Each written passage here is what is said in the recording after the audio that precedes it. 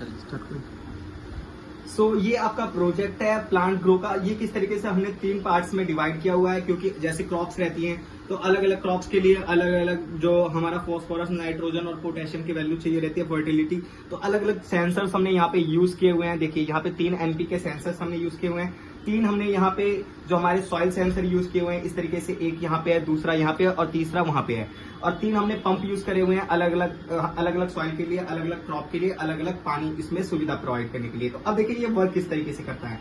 तो देखिए जैसे ही मैं इस बटन को ऑन करता हूं तो देखिए अगर ये हमारे इसमें ये जो हमारा सिंपल हमारा सॉइल मॉइस्चर सेंसर है, अगर हमारे इसके अंदर पानी की कमी रहती है तो ऑटोमेटिक, जैसे अभी मैंने इसको उठा रखा है तो ये पंप ऑपरेट हो गया, आप देख सकते हैं। और अगर मैं इसको अंदर पानी में डिप कर देता हूं इस तरीके से, तो देखिए जैसे ही ये मॉइस्चर को गेन करेगा ये ऑटोमेटिक जो हमारा पंप है ये ऑफ हो जाएगा। तो यहाँ पे देखेंगे 2 लाइटें जल रही है। देखिए एक लाइट बंद हो चुकी है, ऑटोमेटिक हमारा पंप ऑफ हो गया है। और इसकी जो वैल्यूज रहेंगी वो आपको फोन पे इंडिकेट हो जाएंगी। और इसका जो अलार्म सिस्टम रहेगा ये बजर है। जैसी अगर सॉइल का जो नाइट्रोजन फॉस्फोरस की वैल्यू अगर कम है एक लेवल से, जितना क्रॉप को चाहिए एक हमने मेजरमेंट में, तो ये ऑटोमेटिक अलार्म करने लग जाएगा। तो इसको कनेक्ट करते हैं। तो सबसे पहले यहाँ पे जाना है और ब्लूटूथ को आपको कनेक्ट कर लेना है।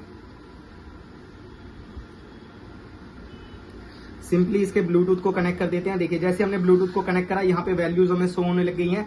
यहाँ पे आपको सॉइल मॉइस्चर की भी वैल्यू दिखा रहा है, पंप आपका ऑफ है ये भी चीजें दिखा रहा है। नाइट्रोजन की वैल्यू 21 है, 7 है और 10 है। तो ये नाइट्रोजन, फास्फोरस और पोटेशियम की वैल्यू यहाँ पे इंडिकेट कर रहा है। अगर मैं इसको रियल टाइम में शो करके दिखाऊं तो जैसे ही मैंने इसको उठाया है तो देखिए अभी वैल्यू आपकी 0 हो जाएंगी।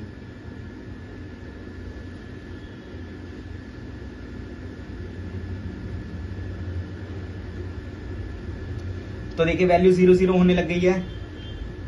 आप देख सकते हैं यहाँ पे देखिए 20, ये इस तरीके से अभी ऑटोमेटिकली पूरी वैल्यू 0 होनी है। देखिए यहाँ पे 0 वैल्यू शो करने लगी। अगर मैं फिर से इसे डिप करता हूँ इसके अंदर तो ये ऑटोमेटिक वैल्यू हमें शो करके दिखाने लग जाएगा। यहाँ पे अगर मैं इसको पूरी एक साइड में मिट्टी ऊपर करके, और वैसे ये पूरा डिप होना चाहिए इस तरीके से यहाँ पे। तो देखिए यहाँ पे फिर से वैल्यूज आने लग गई हैं रियल टाइम में। सेम अगर मैं इसी तरीके से इसको निकाल लेता हूं यहाँ पे तो पंप हमारा दोबारा से ऑपरेट हो जाएगा। अभी देखिए पंप ऑपरेट हो चुका है। अगर मैं इसको दोबारा से इसमें डिप कर देता हूं यहाँ पे तो ये हमारा पंप अभी ऑफ हो जाएगा।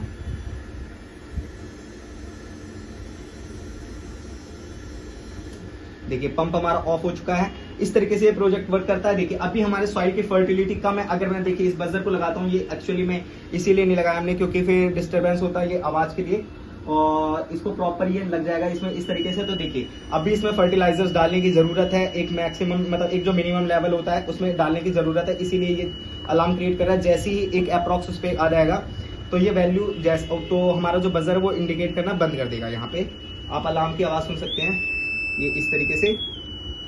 तो सेम हमारे सारे प्रोजेक्ट्स इसी तरीके से वर्क करते हैं। ये फर्स्ट प्रोजेक्ट के लिए जो हमारा फर्स्ट सेटअप है इसके लिए है, ये सेकंड के लिए है, देन ये थर्ड के लिए है। तो ये 3 अलग अलग क्रॉप्स के लिए हमारे अलग अलग ये है, और हमारी जो वैल्यूज रहेंगी ये स्टोर होती रहेंगी इस तरीके से। अब जब से ये स्टार्ट हुआ है तब से सारी वैल्यूज इसमें मेजर कर सकते हैं।